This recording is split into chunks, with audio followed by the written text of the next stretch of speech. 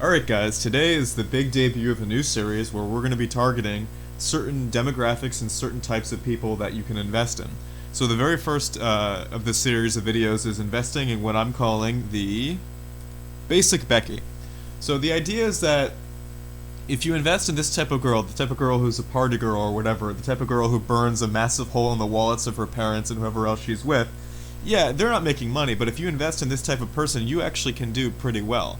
So I've created a pie, or you can call it like a personal index or ETF, if you will, of the basic Becky. And the funny thing is about the basic Becky is that it outperforms the S&P 500. It's true. The S&P 500 is only up 9% the last year. Basic Becky is up 36%. And then the last 3 years, basic Becky's up 99% versus S&P 500 36%. So then the real question is, how do you invest in this girl? How do you make money on this girl? Well, through the help of a Reddit post, which I'll put down in the description, and also some of my own additions, I've put together a few stocks on how to invest in Becky. And also it gives you a nice, awesome 0.983% dividend yield. So, first of all, the first way to invest in basic Becky is L Brands. And L Brands essentially is the Victoria's Secret brand, and Bath and Body Works. I have a lot of experience with those too, with girls I've dated, and that by far is probably one of the bigger portions of basic Becky's consumer spending. So if you want to invest in push-up bras and a bunch of useless bath soaps or whatever the hell it is they sell at Bath and Body Works, I used to get those shower rinses. Some of them had cool smells.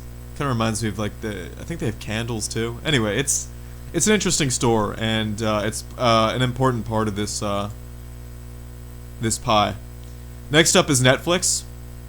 I'm a little nervous on Netflix's long-term potential, just because it seems that all their former content providers are pulling out. So, for example, Disney had a very interesting acquisition of Fox recently, which to me tells me that they're on the verge of launching their own streaming platform. When you have Fox, you control a lot of the type of media people would want to watch online. I'm thinking The Family Guy, The Simpsons, all those shows. The amount of shows under the Fox umbrella are incredible. But for now, basic Becky's do love their Netflix subscriptions, and it's too important to not include in the pie. If Disney launches its own streaming service and basic Becky sign up for it, I will change it out and include Netflix and Disney in there. But for now, we're just going to include Netflix. Next up is Snapchat. What else can I say? This is by far the preferred method of communication for basic Becky's. It's not the type of thing where they want to really go back and read what they were saying and think. You can just look around on any phone. Snapchat's not exactly a very profitable company, but if you want to invest in how basic Becky's are communicating with each other and texting Chad, there you go. Next up is Ulta Beauty. If you want to invest in basic Becky's over applying products to their face at the expense of skincare, go right for it. You see it around in the United States.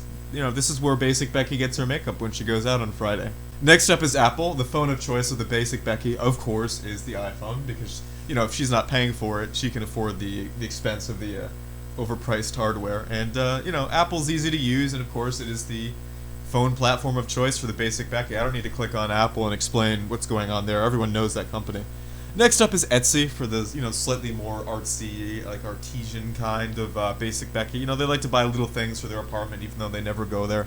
They only sleep in their apartments and they just go out because they're extroverts. But for those of you who don't know, because I have many European viewers on this channel, it's an online retailer of handmade goods, vintage items, craft goods, that sort of thing. So people just make jewelry and knickknacks on there, and it's definitely popular with women, and so that's an important one as well. Next up is Lululemon. Do I need to say? Do I need to say? This is back in the day, North Face jackets and Ugg boots used to be the basic Becky item. Right now, these days, it's Lululemon. In fact, if I Google, I'll show you. Yeah, so if you look on Lululemon, you see this stuff everywhere. This right there, this is investing in basic Becky. Yoga mats and Lululemon pants.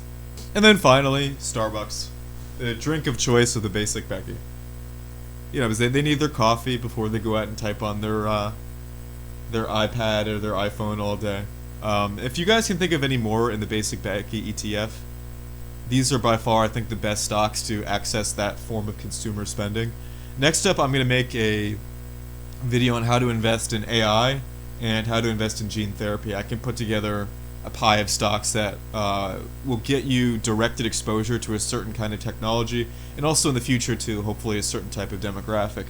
But they're actually, beyond the jokes and the memes, there is a rationale behind this, in that obviously I think the statistic is that somewhere between 60 to 80% of all consumer purchases are directed by women, and of course, a lot of money and attention and focus is given towards the consumer spending of young, unmarried, or just dating women.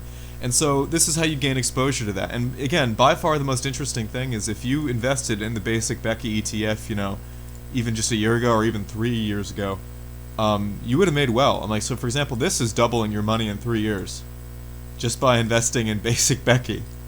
Kind of cool when you think about it. Anyway, that's all for the video for now. Next up, I'm going to be doing a video on a breakdown of my passive income sources, so I hope you all enjoy that. Goodbye for now.